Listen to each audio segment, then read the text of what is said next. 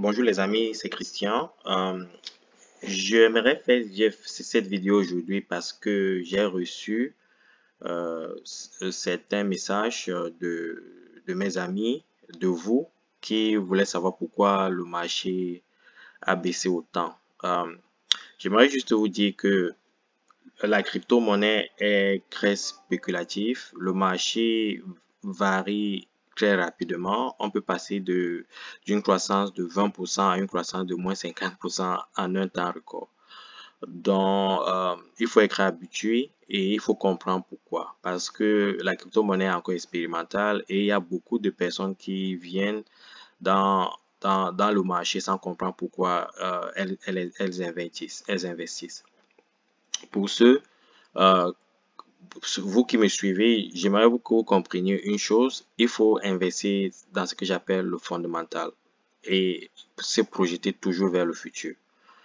J'ai investi dans la crypto-monnaie depuis plus de 7 ans et ma position n'a jamais changé. Je crois en quoi j'ai investi. Je ne vous invite pas à faire de la même chose. Il y a certains qui investissent parce que ils veulent un retour immédiat. Ça dépend de la stratégie financière de tout un chacun.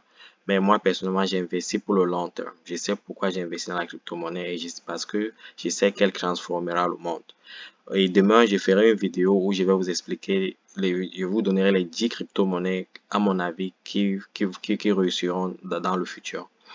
Ben, pour ma vidéo aujourd'hui, j'aimerais vous expliquer pourquoi le marché a baissé. La première raison pour laquelle le marché a baissé, c'est parce que il y avait une rumeur de Bitfinex. Bitfinex est un grand échange de la crypto-monnaie euh, qui signalait qu'il y avait ce qu'on appelle un double spending. Double spending, ça veut dire quoi? Ça veut dire que quelqu'un pouvait utiliser un Bitcoin 2 fois dans les dépenses. C'était une fausse rumeur. Ceux qui ne comprenaient pas cette réalité ont ce qu'on appelle en anglais le weak hands. Les mains faibles ont vendu leur position. Et c'était une erreur parce que si vous regardez le marché ce matin, vous allez constater que le Bitcoin remonte. Le Bitcoin est à 42 000 dollars, plus de 42 000 dollars aujourd'hui. Hier, il était à 29 000, quelque chose comme ça. Et c'est comme ça que la correction revient très rapidement quand des gens posent des fausses rumeurs. Si vous avez le week-end, vous ne faites pas vos recherches, vous vendez vos positions. C'est pour ça que je vous conseille, si vous êtes ici à long terme, quelles que soient les rumeurs, soyez positif et soyez patient.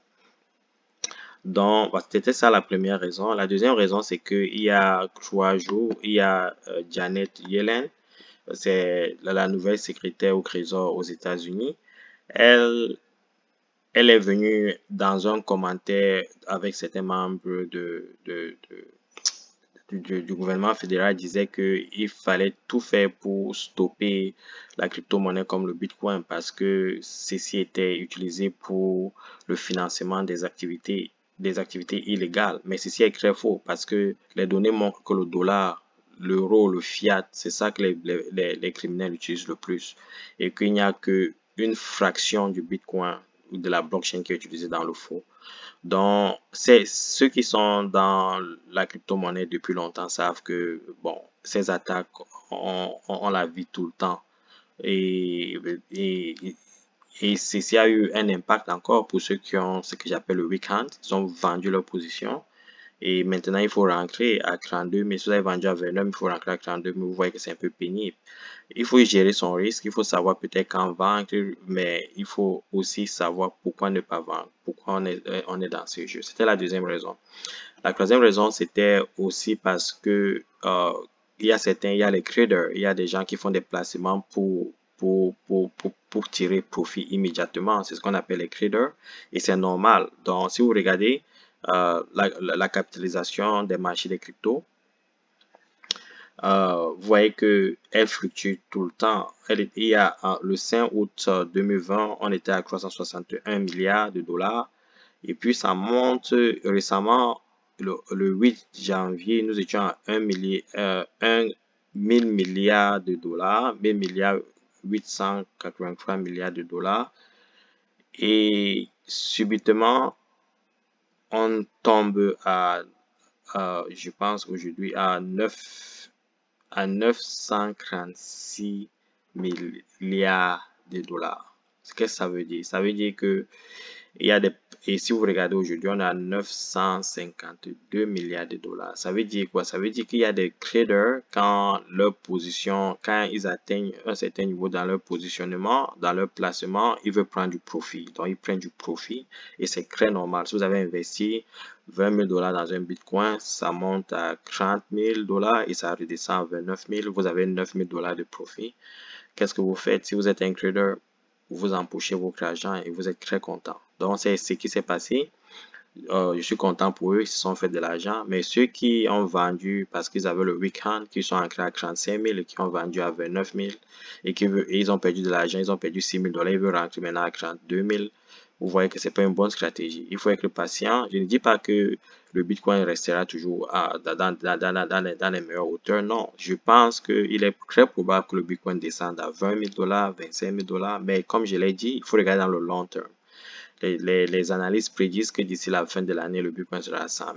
Bon, moi, j'y crois un tout petit peu, mais même si ça n'arrive pas, mais c'est qu'un jour, le Bitcoin sera à 100 000. Donc, je garde mes positions en attendant le jour que ça arrive, surtout si je n'ai pas besoin de dépenser mon Bitcoin aujourd'hui. Donc, je voulais faire cette petite vidéo juste pour vous éduquer pourquoi la crypto-monnaie ces derniers jours vit ces variations et ces variations sont fréquentes sur le marché. Donc, ne paniquez pas, gardez vos positions et si vous faites du profit, si vous voulez prendre votre argent, pourquoi ne pas le faire?